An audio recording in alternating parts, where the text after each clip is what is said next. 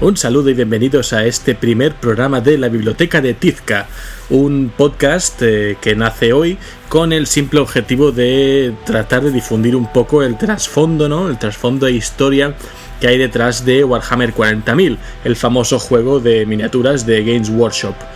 Os está hablando Helios. Es posible que me conozcáis de otro podcast que tengo sobre videojuegos llamado Logro Desbloqueado, que llevamos ya 4 años en antena, por así decirlo, pero esto es un proyecto más pequeño, al menos por ahora, un proyecto quizá de micropodcast pensado para programas cortos, así de vez en cuando, sin ningún ritmo particular, y que por ahora voy a dirigir y publicar en solitario. Y bueno, seguramente nos estaréis escuchando por Spreaker Radio, por iTunes o por iVoox, el kiosco de podcast online, pero también tengo redes sociales, facebook.com/la biblioteca de Tizca. En Twitter tengo el usuario Biblioteca Tizca y en Google Plus y YouTube también tenemos comunidad llamada La Biblioteca de Tizca, ¿vale? El nombre diréis ¿por qué? Bueno, pues básicamente porque me acabo de leer la novela de Los 1000 hijos de Graham McNeill, parte de la serie de la herejía de Horus, el número 12 para ser concreto, y me ha entusiasmado tanto este libro y sobre todo lo que es la tragedia de la legión de los 1000 hijos, que quería adoptar un poco un nombre que tuviera relación con esa legión. Y como lo que yo trato de hacer aquí no viene a ser más que simplemente reunir, ¿no?, conocimiento amplio del trasfondo de Warhammer 40.000 y publicarlo, me gustaba la metáfora de ver el podcast como una biblioteca, ¿no? Una biblioteca. Y bueno, esta es la razón de por qué estoy creando este programa, ¿no? Entonces, para arrancar hoy, después de haberme presentado un poco, voy a empezar a hablar un poco de lo que sería el juego en sí. Vamos a presentar qué es Warhammer 40.000, ¿vale? Para los que lleguéis de nuevo a este mundo. Y luego haré una introducción a su universo, hablando pues de lo que vendría a ser el pilar de todo, al menos el principio, que es el emperador de la humanidad, una figura muy importante que en todo momento va a estar ligada al seno de lo que es la humanidad en este universo distópico. Así que sin más, voy a empezar a hacer la presentación. Bueno, puede que algunos hayáis llegado aquí por casualidad de qué va esto, qué es la herejía de Horus, qué es este emperador, de qué va este rollo de la biblioteca de Tizca. Bueno, voy a empezar hablando de Warhammer 40.000.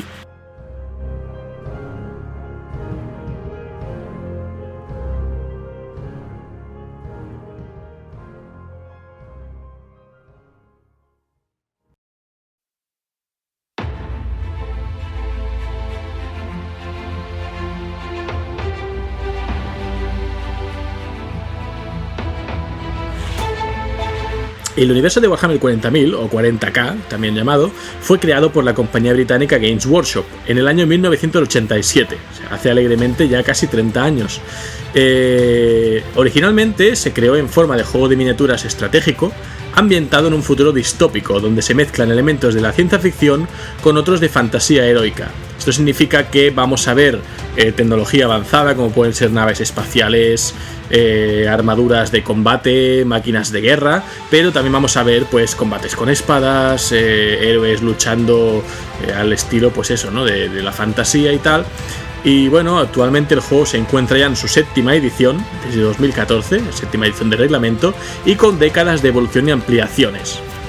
La ambientación fantástico-espacial de Warhammer 40.000 abarca un amplio universo, ubicado en el lejano futuro del 41º milenio. Esto incluye varias facciones y razas, como por ejemplo el Imperio del Hombre, que vendría a ser un imperio interestelar descentralizado, aunque totalitario, que ha gobernado a la gran mayoría de la humanidad durante milenios. ¿Esto qué significa? Significa que no hay que pensar en el imperio como un mapa de territorios adyacentes entre ellos que se extiendan, sino que es un imperio que está disperso, tiene unos sistemas por aquí, otros pocos por allá, pero todos siguen el mismo régimen totalitario del Imperio del Hombre. También tenemos a los orcos, que vendrían a ser pues los típicos pieles verdes parecidos a los de Warhammer Fantasy Battle, ¿no?, que es el primer juego de Warhammer que salió antes que Warhammer 40.000, pero en el espacio. Esto significa que tenemos una raza alienígena, en este caso los orcos, con una tecnología pues bastante precaria, pero que entre eso y su superstición y su simpleza como raza brutal, los hace una raza bastante curiosa de conocer y también bastante divertida, la verdad.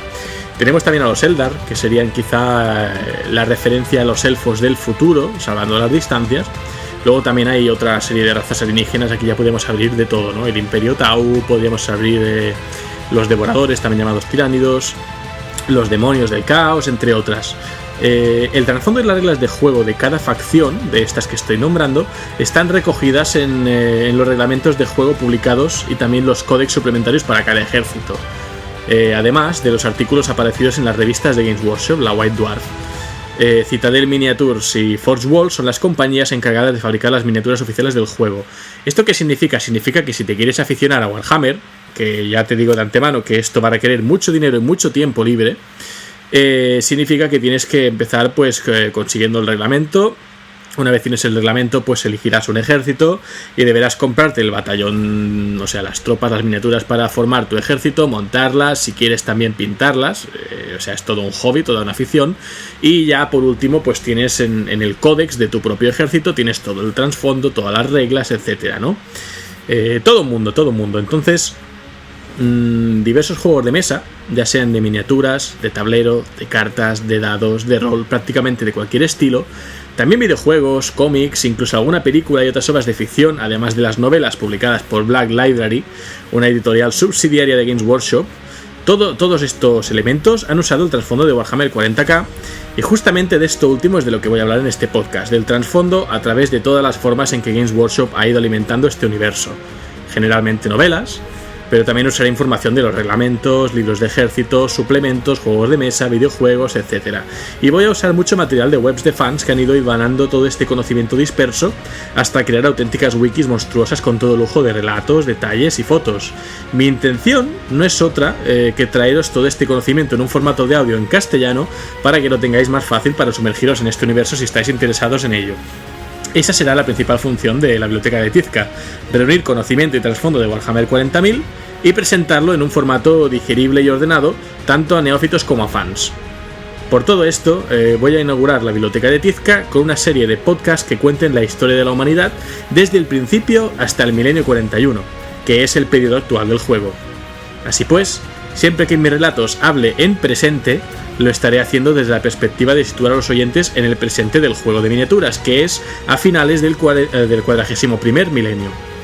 Del milenio 41, que es lo que da nombre al juego de miniaturas.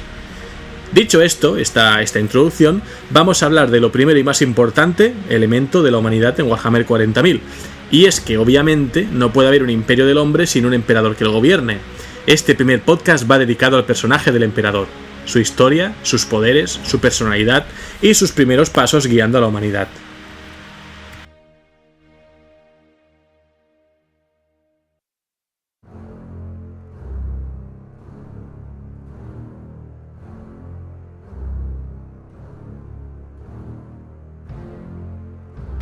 El emperador es el gobernante supremo del imperio de la humanidad, adorado como el dios emperador por el culto imperial, que es básicamente la religión oficial del imperio de la humanidad, y también adorado como el Omnisia o dios máquina o Deus Mechanicus por el culto Mechanicus, que digamos que es una facción que vive en Marte y que es la que se dedica a fabricar todo lo que sería armaduras, armamento, máquinas y demás para el imperio.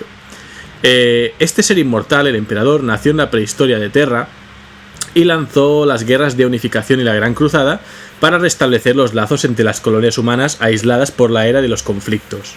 Sin embargo, la mitad de los primarcas que creó se rebelaron contra él bajo el mando de su favorito, el señor de la guerra Horus, y aunque la cruenta guerra civil conocida como la herejía de Horus concluyó con la muerte del architraidor Horus, el emperador quedó físicamente destrozado y tuvo que permanecer conectado para siempre a unos sistemas de soporte vital del trono dorado de Terra, sin poder comunicarse ni reaccionar como un ser vivo. Es decir, se sabe que está vivo porque tiene sus signos vitales y demás, pero no se sabe que está pensando ni cuál es su voluntad.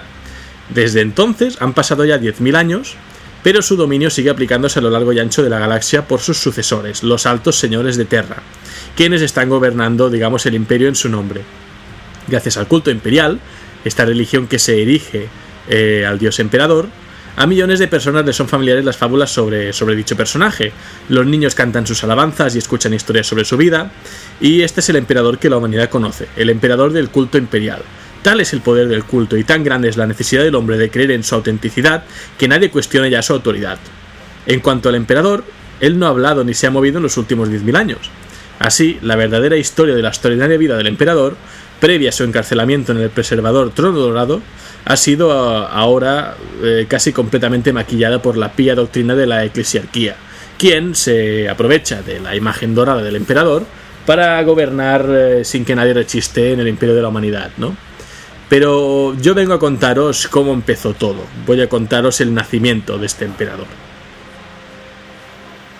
El emperador nació en la región de la Tierra conocida como Anatolia Central, en el 8º milenio antes de Cristo, un lugar de áridas montañas y fríos arroyos. Con el despertar de la disformidad, la humanidad yacía desnuda ante sus energías. Y este es un primer concepto que hay que explicar, la disformidad. ¿Qué es la disformidad? La disformidad, también llamada el inmaterium o el empíreo, digamos que es una especie de reflejo del mundo, un universo alternativo compuesto enteramente de energía psíquica generada por los pensamientos, emociones y actividad intelectual de los seres vivientes. La disformidad, en mucha menor medida, está también influida por plantas y animales. No hay que confundirlo con un concepto como la fuerza de Star Wars. No es un concepto que fluye a través de todos los seres vivos y que mantiene unida la galaxia. Es prácticamente lo contrario, es como un reflejo de la misma. Es decir, todo ser viviente, plantas, animales, humanos, alienígenas, etc., sus pensamientos, emociones y actividad intelectual en general, genera una especie de dimensión refleja que es conocida como la disformidad. A veces se la conoce también como el mar de las almas debido a su espíritu reflejo de la vida, y también incluso es conocida como el reino del caos, sobre todo más adelante en la historia, ¿no? Cuando el universo era joven, la disformidad estaba compuesta por las energías pues de lo que había, ¿no? De plantas, animales primitivos, energías psíquicas bastante inofensivas, ¿no? Circulaban armoniosamente y con fluidez a través de todo lo vivo. Con la evolución de los seres inteligentes, sus potentes mentes llenaron la disformidad con energías nuevas y poderosas. Es decir, al tiempo que la vida seguía su camino y evolucionábamos todos, la disformidad se volvía más compleja y más poderosa. Las energías naturales de la disformidad eran armoniosas, pero las almas de los hombres en cambio eran problemáticas, obsesivas, guiadas por la culpa e imperfectas. Estas energías negativas se congregaron en la disformidad, uniéndose a otras por atracción mutua, hasta que formaron problemáticos puntos de disonancia, como si se tratase de una especie de cáncer, ¿no? Como una enfermedad en un animal, y eventualmente estas fuerzas disonantes se acaban convirtiendo en los poderes del caos, las entidades psíquicas a las que hoy nos enfrentamos y que llamamos demonios. La palabra demonio, como bien citan, por ejemplo, Magnus el Rojo, de Primarca de los Mil Hijos, es una palabra que realmente no significa nada, es una palabra que nace de la humanidad para dar nombre a algo que causa terror, ¿no? En este caso, a estas manifestaciones del poder del caos, que fueron creadas de los miedos, represiones e insuficiencias de los seres inteligentes. En los primeros tiempos de la vida del emperador, los poderes del caos no eran fuertes y solo acumularon poder cientos de años después. Entonces, desde que los primeros humanos primitivos evolucionaron, las especies ya más prehistóricas desarrollaron una especial relación con esta disformidad. Los simples cazadores y recolectores de los primeros tiempos reconocieron las fuerzas naturales que fluían a través de todas las cosas vivas. Y aquellos que podían predecir el futuro y sentir el flujo de la energía disforme eran conocidos como chamanes o curanderos tribales y usaron sus poderes para beneficiar a su gente. Es decir, si tiramos la mirada un poco atrás en la historia, bueno, bastante atrás, siempre quienes solían guiar las razas, ¿no? o las tribus solían ser pues la gente mayor en general, pero especialmente pues los chamanes, ¿no? o los sabios de las propias tribus. En este caso se nos está justificando con que esta gente es la que tenía una conexión más fuerte con la disformidad y esta experiencia hacía que pudiesen guiar a su tribu hacia el progreso, ¿no? Pero bueno, mientras el número de humanos se incrementaba y la civilización humana crecía desde sus raíces naturales, las particulares energías disformes creadas por los humanos comenzaron a dominar la disformidad. Entonces, allí donde las energías de la naturaleza eran armoniosas y benignas, las energías creadas por los hombres eran a menudo impredecibles y peligrosas. Poder, ambición, codicia, lujuria y cientos de otros sentimientos tan humanos como naturales, pero al mismo tiempo disonantes con los de las otras energías que había en la disformidad, enraizaron en esta y comenzaron a crecer. Al hacerse más poderosos y numerosos los pensamientos de los hombres, los ritmos naturales de la disformidad se vieron interrumpidos y se volvieron menos accesibles a los chamanes. Inevitablemente, el proceso de civilización dañó los lazos de la humanidad con las fuerzas naturales de la disformidad. Es decir, se fue acumulando tal nivel de caos, de impredecibilidad, de energía disonante, que los chamanes cada vez lo tenían más difícil para aprovechar esas propias energías en su favor y guiar a su tribu. Entonces, con el tiempo, las fuerzas disonantes crecieron y se transformaron en los poderes del caos.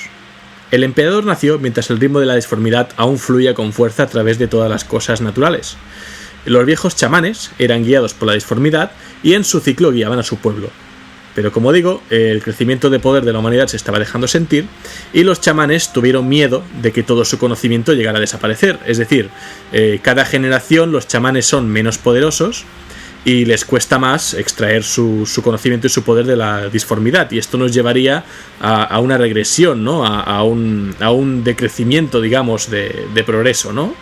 Las energías de las que dependían se volvían más y más difíciles de controlar. Aún peor, estaban perdiendo su habilidad para reencarnarse, porque cuando un chamán moría, su espíritu fluía por la disformidad, bañándose sus energías, y esperaba el momento en que encontrara un nuevo cuerpo en el que reencarnarse. Por este motivo, los chamanes nunca morirían. Cuando uno moría, se reencarnaba en otro. Pero ahora, esas almas eran consumidas por los malignos poderes del caos, con lo cual, muchas almas de los chamanes, al ser liberadas y volver a la disformidad, no llegaban a un nuevo cuerpo, sino que eran devoradas por estas entidades malignas. Aterrorizados por el futuro de su raza, todos los chamanes de la Tierra se reunieron en un lugar y comenzaron el más largo e importante debate en la historia de la humanidad, aunque también de los más desconocidos. Un cónclave que transcurrió durante varios siglos y que condujo al nacimiento del nuevo hombre. Después de cientos de años de debates, investigación, los chamanes se dieron cuenta de que estaban malditos, de que no tenían forma de sobrevivir, pero que sin ellos la raza humana tampoco sobreviviría. Si continuaban como hasta entonces, solo serían capaces de sobrevivir 1 o 2 reencarnaciones, y una vez finalizada dicho plazo, las entidades psíquicas podían llegar a consumir el planeta. Los chamanes decidieron entonces reunir sus propias energías, reencarnándose en un único cuerpo. Los cientos de chamanes del cónclave realizaron un ritual, el cual culminó tomando al unísono un poderoso y letal veneno, y todos ellos, sin excepción alguna, murieron en aquel momento, y su estirpe desapareció para siempre en la Tierra. Un año después, nació un hombre, un solo hombre, que fue la reencarnación de todos los chamanes. Ese nuevo hombre insólito sería posteriormente conocido como el emperador.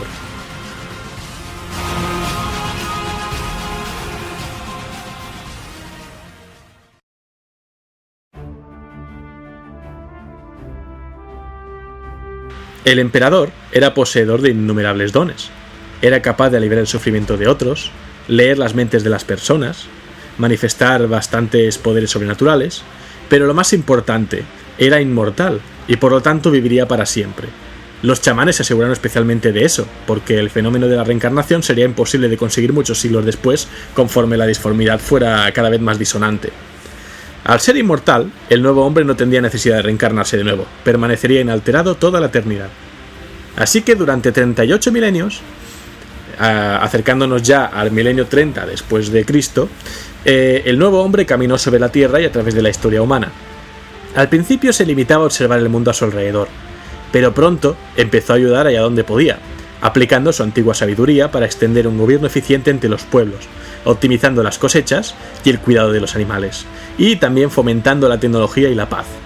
Además, aquel nuevo hombre siempre utilizó su influencia con cuidado, adoptando el aspecto de un hombre normal y sin revelar su verdadera naturaleza. Así pues, durante milenios, el emperador observó el desarrollo de la raza humana, viajó por todo el globo estudiando y ayudando, a veces incluso adoptando la personalidad de un gran líder o consejero. En tiempos de peligro se podía convertir en un cruzado, un líder religioso o quizá un mesías. En otros momentos permanecía contribuyendo a los eventos en un segundo plano, un consejero de reyes, un cargo de la corte, un científico pionero, etc. Muchas de las apariencias que tomó eran humildes, pero otras se convirtieron en monumentales figuras de la historia o la religión. En los momentos de crisis, él estaría siempre allí, dirigiendo la carrera de la raza humana a lo largo de un estrecho camino que solo él podía ver, e inclinando siempre la balanza a favor de la humanidad en pos de superar todas las adversidades. Y esto fue así, durante la historia de la humanidad, hasta el momento en que despertaron los poderes del caos.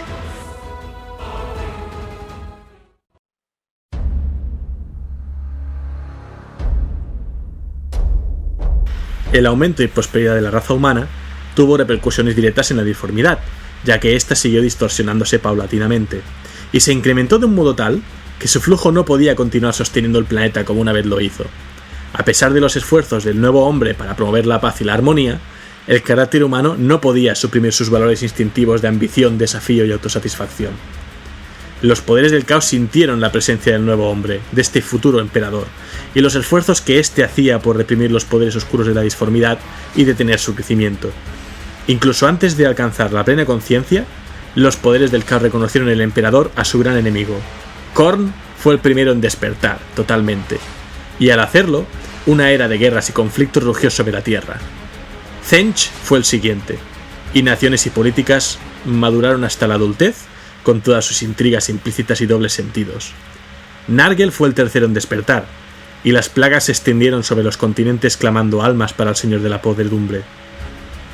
A finales de la Edad Media, los tres poderes del caos habían despertado, y eran plenamente conscientes. El cuarto poder, Slaanesh, aún dormía, y su ascensión coincidió con la caída de los Eldars. De esto hablaremos más adelante. El nuevo hombre supo que mientras la humanidad estuviera encadenada a su propio sistema solar, estaría condenada. A lo largo del segundo, tercero y cuarto milenio, el nuevo hombre fue esencial en el desarrollo de la tecnología espacial, impulsó esta carrera en pos de colonizar, ¿no?, con humanos toda la galaxia. En aquel momento, el nuevo hombre se deshizo de su falsa envoltura y se presentó como el salvador de la humanidad, el nuevo llamado emperador. Durante los cientos de años precedentes al nacimiento de Slaanesh, el emperador buscó establecer su gobierno sobre la Tierra y moldeó a su gente para crear un ejército leal. Entonces empezó a planear la reconquista de la galaxia, anticipándose a la dispersión de las tormentas de disformidad que había alrededor del planeta. Hay quienes dicen que el emperador tuvo gran parte de sus inmensos poderes no solo de su especial genética heredada de los chamanes, sino de alguna clase de pacto con los dioses del caos, que después no cumplió. Al parecer, los dioses del caos, al haberse engendrado en el Inmaterium, en la disformidad, a duras penas entienden el mundo material, y necesitan a alguien que lo controle por ellos. Según esta teoría, estos rumores, el emperador se ofreció a ello, pero después de conseguir el poder que le ofrecieron no les sirvió. Fue un fragmento de este poder junto con la genética lo que le trasladó, digamos, a poder crear los primarcas más adelante.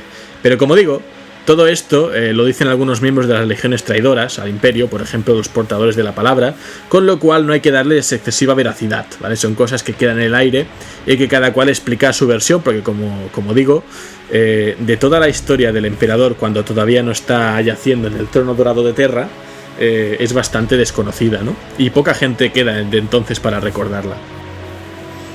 Y bueno, voy a hablar un poco de la personalidad de este emperador. El emperador, supremo gobernante de la raza humana y el mayor organizador de la misma, tiene ciertamente una personalidad interesante y contradictoria, porque en los pocos textos donde aparece antes de su ascensión al trono dorado es visto como un individuo, pues eso, ¿no?, contradictorio. Alterna el comportamiento de una divinidad benevolente, siempre actuando en pos del bien de su raza, de la humanidad, pero con las debilidades de un ser humano común. En otros momentos se le podía juzgar también como un ser despótico, ¿no?, y prepotente. Se sabe que es incapaz de sentir emociones negativas tales como el miedo, el odio, la ira, etc.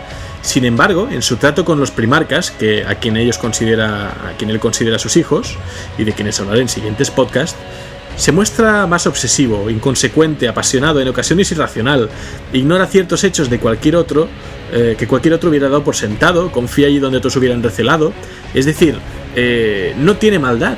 Y el simple hecho de no tener maldad es una gran desventaja, porque en cierta manera es incapaz de sospechar traiciones que vendrán más adelante, de la propia fe y benevolencia que tiene hacia sus súbditos y hacia sus hijos, los primarcas. Esto nos revela el verdadero ser del emperador, un humano, ciertamente con poderes divinos, pero también con una misión y deberes que implican una pugna contra todo un universo hostil a la humanidad. En el fondo, se podría decir que la capacidad de amor del emperador hacia la humanidad es justamente su mayor debilidad, pero también su mayor fortaleza. Sin aquel amor casi ciego, un deseo de amar alimentado por años de soledad y de ver a los seres queridos morir, pues también se sabe que el emperador tuvo varias familias durante su milenaria vida, y muchas personas a las cuales apreció y más tarde perdió. Entonces, claro, esto puede ser una debilidad, pero sin aquel amor casi ciego probablemente hubiera podido tener a los rebeldes dirigidos por Horus antes de que se produjeran demasiado daño, pero también sin este mismo amor apasionado, tan comprometido con salvar a la humanidad de su propia corrupción, no hubiera tenido la motivación para luchar tanto y tan denodadamente por la raza humana, por unificarla, por preservarla, por protegerla en su empeño de darle un futuro mejor. Así que son las dos caras de la moneda del emperador, ¿no? No se sabe apenas nada más del emperador antes de las guerras de unificación, pero, como hace notar el literador Sinderman en la novela Falsos Dioses, de Graham McNeill, en los relatos de la historia de la humanidad se repiten a lo largo del tiempo referencias a un personaje dorado salvador. Así pues, junto a otros hechos, parece demostrado que el emperador llevaba muchos milenios participando en los acontecimientos de la humanidad, pero sin desvelarse como lo que era, hasta que empieza esta campaña, esta colonización que trata de hacer por todo el sistema solar y posteriormente por la galaxia, ¿no? ¿Y cómo hace el emperador para realmente tratar de unificar a sus leales y ayudarles a expandirse y volver y conquistar la galaxia? Lo hace a través de lo que él proclama la verdad imperial. Una de las medidas que adoptó el emperador y que tuvo mayor alcance y en las que se ven reflejadas sus convicciones y puntos de vista fue el de prohibir las religiones, imponiendo en su lugar la verdad imperial, basada en la ciencia y en la lógica. En su momento, el emperador le dijo a Horus que en la antigua Tierra había antorchas que eran los maestros y extintores que eran los sacerdotes. Con esta simple metáfora se entiende que él daba por sentado que todo lo que era religión y superchería realmente era un atraso para la ciencia y para el conocimiento auténtico. La verdad imperial pugnaba por la creencia en que no existían ni dioses, ni espíritus, ni otras realidades aparte de las que el ojo humano puede ver. Cosa que es claramente falsa, puesto que estaba omitiendo la disformidad y los dioses del caos que él también conocía. Sin embargo, se cree que la intención del emperador era evitar que la humanidad fortaleciera a estos dioses al adorarlos directa o indirectamente, así que era una mentira necesaria. De hecho, tal y como se puede leer en las novelas sobre la herejía de Horus, parece que la táctica del emperador estaba teniendo mucho éxito y que los dioses del caos se iban debilitando con el tiempo debido al olvido y la censura de los mismos. Es decir, si la humanidad no teme a los dioses del caos, no les está dando el propio poder que les está haciendo más fuertes, los debilita. Y bueno, hasta aquí quería hablar del emperador hoy. En el siguiente podcast hablaré de la era de los conflictos y cómo la enfrenta la humanidad.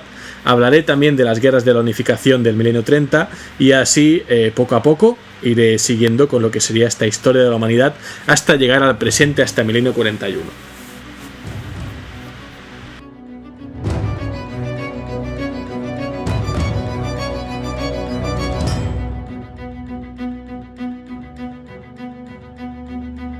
Y bien, este ha sido el primer programa piloto de la Biblioteca de Tizca.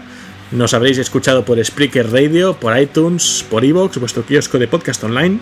Y también tenemos nuestras redes sociales. Facebook.com/la Biblioteca de Tizca. En Twitter con el usuario Biblioteca Tizca. Y en Google Plus y en YouTube con comunidades llamadas la Biblioteca de Tizca. Quiero dar las gracias al sitio web de Wikihammer 40.000 por brindar tanta y tan útil información para ir ordenando toda esta historia, ¿no? Si queréis visitarlo de primera mano, la dirección es http://es.warhammer40k.wikia.com. Y de hecho quiero agradecer a sus moderadores, especialmente a Lord Eledan, por concederme el permiso de usar su información citándolos en mi podcast. La totalidad del relato de hoy es de su sitio web, y esto sería distinto según la temática que toque, ya que cuando hable de las novelas u otros temas, aquí podré utilizar mis propias reseñas, pero esta wikia de Warhammer 40k me ha dado un increíble pedestal desde el cual dirigirme a los oyentes en mis principios, ¿vale? A fin de cuentas, como he dicho, mi objetivo no es más que dar a conocer en castellano todo lo que sería este trasfondo de Warhammer 40.000 poco a poco y de forma un poco concreta. Es decir, hoy he empezado hablando del emperador, iremos siguiendo la historia de la humanidad. Más adelante, pues obviamente empezaré a hablar de las legiones de marines espaciales, hablaré de las distintas razas alienígenas, puede que hable también un poco de la galaxia en sí, de algunos de sus mundos importantes, e iremos ampliando este temario a modo que toda la gente que se interese pueda elegir qué podcast de la Biblioteca de Tizca quiere escuchar, ¿no? Y esto nace básicamente de que, como apasionado que soy de este mundo, a veces me frustra un poco no encontrar pues audiolibros que no sean un loquendo en castellano de aquí de España. No encontrar pues más gente. Hay gente que hace muy buenas reseñas, como por ejemplo el Geek Furioso de la Literatura, que quizá fue el primero que me inspiró a realizar mi propio podcast hablando sobre esto. Hace muy buenas reseñas. Los meses de octubre hace lo que él llama el Oktoberhammer, en el que con un colega pues habla de novelas que le han gustado más o menos del universo de Warhammer, recomienda algunas. Yo de hecho conocí muchas de las novelas de la Herejía de Horus a través de él. Y también pues otros podcasts como la Biblioteca de Trantor, que es sin duda el referente principal que tengo. No es casualidad que tengamos las mismas siglas en el nombre del podcast. Espero que me lo permitan desde el punto de vista de la admiración, porque yo Warhammer 40.000 lo conocí a través de ellos. Ellos con un podcast en el que hablaban de la historia de Warhammer 40.000, me engancharon al juego de miniaturas a través del trasfondo, que no es poco, y es una pasión que ha ido acrecentándose cuanto más inputs me ha llegado, porque la magia de este universo, del universo de Warhammer 40.000, es que es amplio y engloba tantos medios de difusión, porque aunque no te guste el juego de miniaturas, tienes las novelas. Si no te gustan las novelas, tienes los videojuegos, que cada vez son mejores. Si no te gustan los videojuegos, hay juegos de cartas, de rol, de tablero, de todo tipo, ¿no? Más o menos densos, más o menos sencillos, más o menos profundos también en su ambientación, pero que a modo de retal todo va encajando en un gran mosaico, que es este universo que se ha ido formando a lo largo de 29 años, ¿no? Y del que hoy pues pretendo iros dando a conocer. Así que sin más, hasta aquí llega el primer programa piloto de la Biblioteca de Tizca. Si tenéis comentarios, críticas, correcciones, cualquier cosa, os he dicho en qué canales podéis encontrarme. Y nada, yo Helios me despido y hasta el próximo podcast.